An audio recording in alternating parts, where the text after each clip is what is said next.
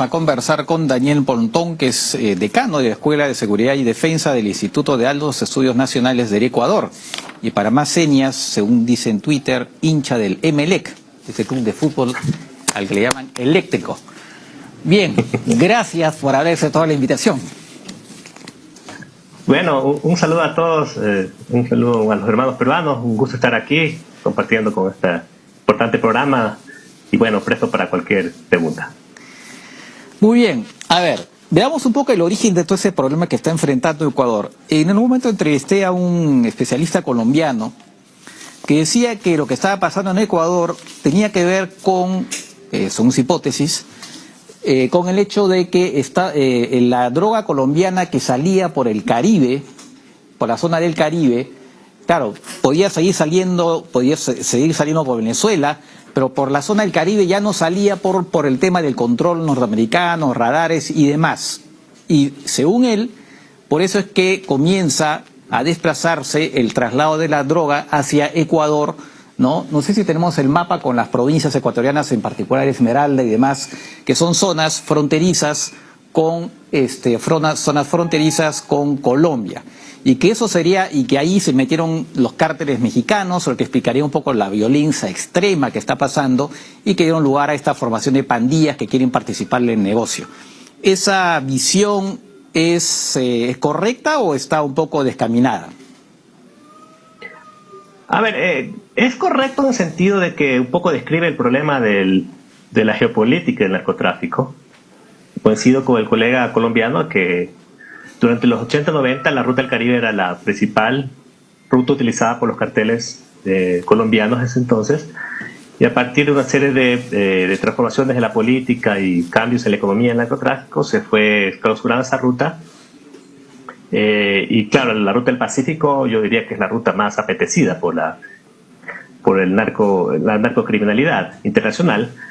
Y eso obviamente abre desde el punto de vista de la geopolítica una vulnerabilidad muy fuerte al Ecuador. Eso es un hecho.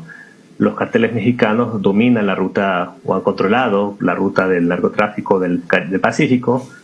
De hecho, ellos in situ desde hace más de 20 años han tenido presencia en varios de nuestros países y ha habido vestigios, ha habido elementos de convicción para sostener eso. Pero el problema es que es un problema estructural un poco amplio, ¿sí? Yo personalmente no creo que eso explique la violencia que estamos viviendo en este momento, que de alguna otra forma está relacionado, es un factor importante, pero no es en sí la causa o el motivo principal de esta violencia que estamos viviendo. Yo creo que hay cuestiones mucho más endógenas, propias de la dinámica del Ecuador de los últimos años, que explicarían un poco más este problema, ¿no? Ah, interesante, porque efectivamente Ecuador no era conocido pues por ser un país particularmente violento. La verdad que es una sorpresa para muchos, ¿no?, enterarnos de que está pasando estas cosas. Entonces, claro, muchos pensaban que podría ser efectivamente la cantidad de dinero que se mueve que hace que finalmente muchas bandas se vayan creando. O sea que también hay claro, obviamente siempre hay dinámicas internas, pero de repente eso sería, según lo que usted dice, sería más importante incluso que un poco la dinámica externa. A ver, lo que pasa es que lo que sí hemos tenido es que Ecuador poco a poco ha generado carteles de droga mucho más especializados, mucho más poderosos, por la misma dinámica del negocio, ¿sí? Los servicios logísticos que en su momento Ecuador brindaba como país de paso se fueron agudizando y fueron siendo mucho más rentables desde la lógica del narcotráfico. Por ejemplo, sobornos, control de sitios estratégicos, todo lo que es el bodegaje y el embalaje de drogas hacia el exterior es mucho más pronunciado en esta época. Sobre todo a partir del año 2012, que empieza a haber un significativo aumento de los cultivos en Colombia y un repliegue de todo ese cultivo sobre la zona ecuatoriana.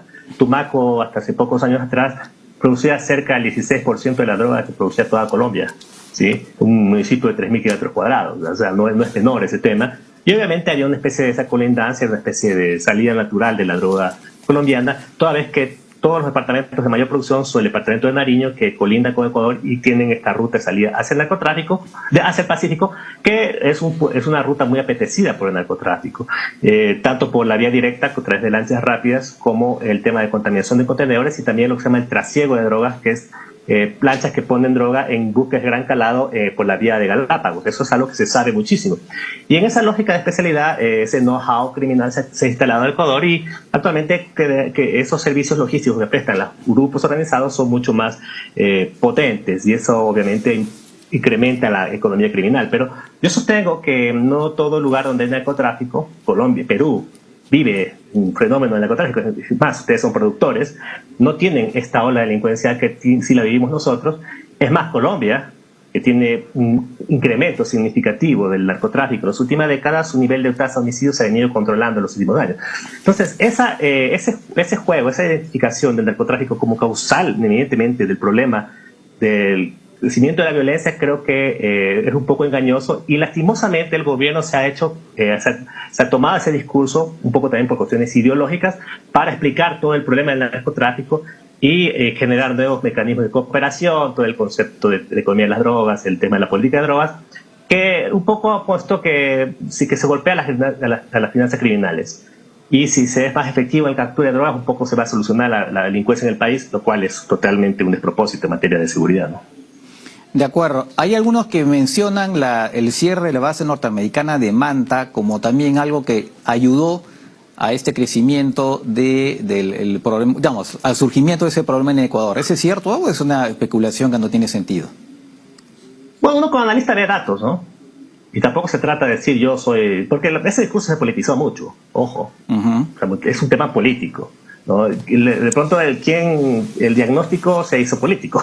Entonces, el diagnóstico de los que son opositores al gobierno de Rafael Correa un poco sostiene esa tesis, que Correa clausuró la base de Manta, etcétera, etcétera. Y producto de eso del crecimiento del narcotráfico y la violencia y el despelote que vivimos. El problema es que nosotros vivimos tasas de homicidios durante la base de Manta crecientes, y tuvimos un pico en el año 2009 que fue de 18 casi homicidios por cada 100 militantes. Después de eso, las incautaciones sí disminuyeron, pero paulatinamente han venido creciendo, y la tasa se mantuvo a niveles muy decrecientes y bajos hasta el año 2018. La explosión de violencia que vive el país es a partir del año 2019 y especialmente a partir del año 2021, donde nosotros pasamos de tener una tasa de cerca de 5 en el 2018 a tener una tasa de 14 en el año pasado, y este año se proyecta que va a subir a más de 24 por cada 100.000 habitantes. Y mucho de eso relacionado con violencia criminal, de bandas criminales con armas de fuego de gran calibre muy grueso, y bueno, todo lo que usted sabe, y mucho de eso relacionado con narcotráfico.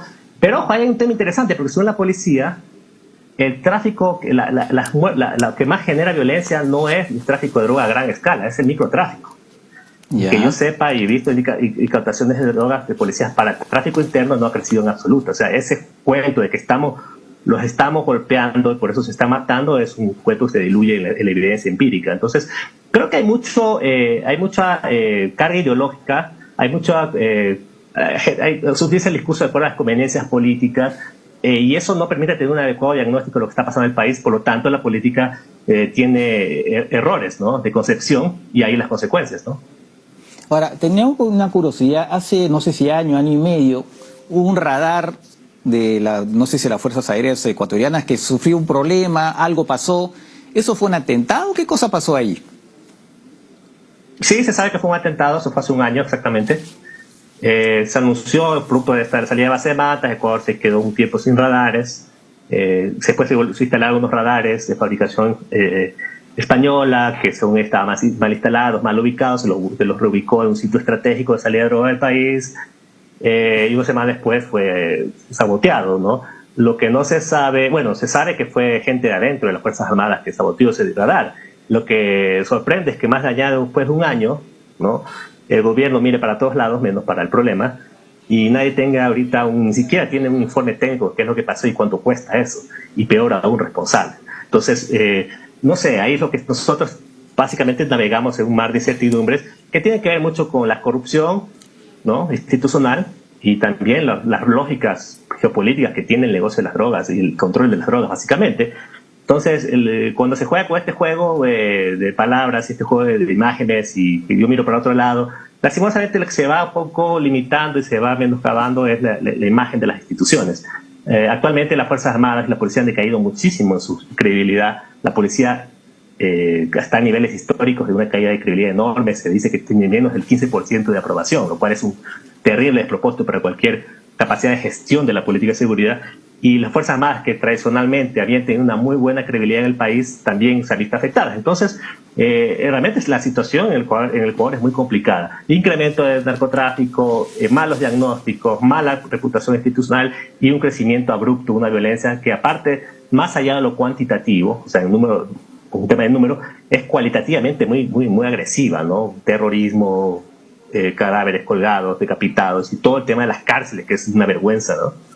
Claro, me imagino que en esas cifras de aumento de la tasa de homicidios, esas más de 400 muertos en las cárceles es un factor decisivo, ¿no? Que debe influir bastante en esa cantidad digo yo, de las estadísticas. Ahora, efectivamente, respecto a de las Fuerzas Armadas y la policía, hace unos meses el gobierno norteamericano creo que impuso sanciones, me parece, a algunos generales, ¿no?, de las Fuerzas Armadas, y la policía quedó también muy golpeada después del asesinato de esa abogada, Bernal, de apellido Bernal, me parece, Sí. por su marido, que finalmente nunca fue capturado. Se entiende que está en Colombia, pero eso me imagino que también ha afectado muchísimo la imagen, ¿no?, de esa institución, ¿no?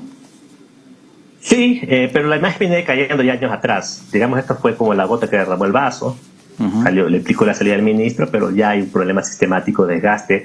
En cierta manera porque, bueno, también se ha dejado de invertir en la policía. El modelo de desconcentración, que ustedes lo tienen también, que es un modelo de proximidad, un poco ha servido para mejorar la imagen de la policía y eso se ha venido menoscabando por falta de inversiones, no se tiene patrulleros, policías mal equipados, con mala predisposición al servicio, una serie de cuestiones que realmente merma mucho la capacidad de gestión de la policía y ni que hablar de la justicia, ¿sí? Entonces es un error que creo que lo venimos ya repitiendo. Obviamente el tema de Bernal es muy grave, eso generó destapó una ola de grillos porque lastimosamente reveló un problema institucional muy fuerte, que es este concepto del famoso espíritu del cuerpo, ¿no? Que al final de cuentas generó que por lo menos el gobierno se pronuncie, al menos en el inicio de una posible reforma policial, y actualmente el tema de reforma se instala dentro de la agenda de debate. Pero claro, eso es un tema extremadamente complejo que lastimosamente al parecer no va a tener solución, porque para mí el marido de este señor está bastante bien y muy bien protegido, ojo, porque nadie puede estar huyendo tanto tiempo sin tener algún tipo de ayuda, ¿no? Sí, eso suena conocido. ¿Qué más iba a decir? Bueno, entonces, ¿cuál sería? A ver, yo sé que es difícil hablar de recetas, ¿no? Pero, ¿qué cosa debería hacer más o menos el gobierno para tratar de solucionar por supuesto no a corto plazo, porque no se puede hacer nada a corto plazo, pero sí, digamos, a mediano plazo? A ver, el primer problema es que la violencia en el Ecuador tiene una directa relación con la violencia carcelaria. No tanto en números, pero sí como forma de reproducción de una lógica criminal, que es el tema de las bandas. Eso es bastante... Se ha habido en el Ecuador, pero no tan violento y con tanto conflicto entre sí. Y eso apareció en las cárceles, detonó las cárceles, agravó las cárceles y ahorita tiene ya manifestaciones muy marcadas en territorios, en ciertos lugares del país, ¿no? Como expresiones muy abiertas de irse en contra del Estado, como lo vimos la semana anterior. Y eso, al parecer, suma tanto en cualidad como en número, ¿sí? Y eso me parece que es interesante analizarlo desde ese problema. Por lo tanto, una de las salidas que podría tener el gobierno es intervenir en las cárceles de una manera bastante directa, pero ahí tiene tres entradas. Este es el tema de control, no hay que darse las vueltas, ¿ya? El primer elemento es parar las masacres. O sea, que un Estado no pueda garantizar que no se maten en las cárceles, perdónenme, no estamos hablando de un Estado, estamos hablando de todo menos un Estado, ¿sí? Claro. Y que el Estado se ha visto de una manera vergonzosa, en una incapacidad crónica que raya en lo absurdo de ver cómo se matan en las cárceles, 400, 500 muertos. Yo creo que es la peor masacre que vive el planeta en temas penitenciarios. Ahora, es un tema de corrupción, porque dicen que habían armas ahí, o sea, ¿cómo pueden entrar armas a las cárceles? Ese es un segundo elemento. Primero, evitar que se mate, porque si usted no puede garantizar la vida es importante. Es decir, claro, tiene que generar un mecanismo de gestión de crisis con anticipación temprana y entrar con todo. El Estado tiene la obligación moral de actuar, claro, ¿ya? Y legal, ¿sí? El segundo elemento es control de armas. Usted no puede tener armas de dotación militar en una cárcel. claro. O sea, usted tiene que armar y desarmar inteligentemente las cárceles. Por eso se trata de quitar las armas para que mañana se maten unos contra otros, los que sí tienen armas frente a los que no tienen. Y el tercer elemento son comunicaciones. Las cárceles parecen, digamos, estos centrales que tienen los hindúes para hacer servicios. Es impresionante la cantidad de teléfonos que se encuentran y se comunican. Básicamente es una central del crimen, ¿no? Y el Estado no mira para otro lado. O sea, si usted no tiene esos tres elementos, no va a corregir el tema de las cárceles. El segundo elemento que tiene que hacer es mirar este tema ya para afuera, ¿no? Y lastimosamente necesitas política pública para frenar la violencia, que en muchos países de la región lo han adoptado y tiene que ver con medidas integrales. Primero, Claro, sí, corrupción también, pero un tema de impunidad, ¿no? Las tasas de la justicia de impunidad son escabrosas. La policía, solamente el 13% de los homicidios que investiga tienen algún tipo de resultado. Segundo tema de armas en las calles, ¿no? Y el tercer elemento es políticas de prevención del delito, de homicidios, trabajo con las comunidades en territorios específicos, intervenciones integrales en territorios específicos. Yo lo que yo le llamo esos santuarios o ecosistemas de criminalidad que están ahorita floreciendo en el país. Es decir, una serie de medidas integrales que apuntan a lo que es una reducción sistemática del homicidio. El problema principal que tiene el país en seguridad se llama una explosión de la violencia. Eso se expresa en la tasa de homicidios. El narcotráfico es una lucha que hay que llevar, es una lucha muy importante, pero juntar las dos, ponerla una por sobre la otra, creo que es terriblemente nocivo para la gestión de la seguridad en general, ¿no? De acuerdo. Efectivamente llama la atención la violencia, ¿no? Los decapitados. Por eso no hablaba de mexicanización, porque esos decapitados, gente colgada en los puentes, o sea, es un tema que solamente ola hablar de eso en México, pero no, en Ecuador nunca. Hay una serie de gente que se ha dedicado a hacer eso. Ya habla del cartel de Jalisco Nueva Generación, el cartel de Sinaloa que se disputa y que todo. Yo personalmente, yo creo que cuestiones más endógenas a mí me resulta bastante complicado entender cómo un narcotraficante pesado en Estados Unidos que está preocupado de negocios de múltiples características y con mucho más recursos pueda preocuparse de un pabellón en la cárcel de Guayaquil, por ejemplo. Bueno, un pabellón carcelario, o sea, tomarse eso parecería ser que es poco real, pero en todo caso hay una influencia, yo no digo que no. Lo que sí es que también hay una adaptación cultural, que eso simplemente no necesariamente necesita tener un emisario mexicano que nos venga a enseñar cómo matarlo. Simplemente usted mire las redes sociales y la cantidad de porquería que existe en las redes sociales, ¿ya? Respecto a cómo se ejerce la violencia en México, y eso es un tema de emulación. La emulación, porque la gente se da cuenta que la violencia, los criminales se dan cuenta que la violencia genera efectos estratégicos de cooptación de múltiples y de menoscabo de la actividad estatal que tiene múltiples trayectorias, múltiples significados. Una de esas, por ejemplo, bajar la moral del Estado, generar miedo a la población, generar adhesiones peligrosas, porque hay gente que se fascina con este mundo, eso también es un problema, que también genera gente que se vaya sumando cada vez más a estas bandas. Es decir, la narcocultura es algo que realmente no se ha analizado, que es una de las formas de cómo el crimen organizado proyecta y se penetra a los países como los nuestros, ¿no? De acuerdo. Bueno, terrible. Realmente que es un problema, ojalá que puedan resolverlo, porque además no solamente es de ustedes, en realidad es de toda la región, ¿no? Este problema del aumento de la violencia, ¿no? Bien, muchas gracias por estas explicaciones. Seguramente seguiremos comentando más adelante lo que se puede, bueno, las medidas también que vaya adoptando el gobierno, más allá de declarar en emergencia y cosas por el estilo, ¿no? Gracias otra vez. Bueno, perfecto. Muchas gracias. Un saludo a todos, ¿sí? Muy bien. Haremos una pausa.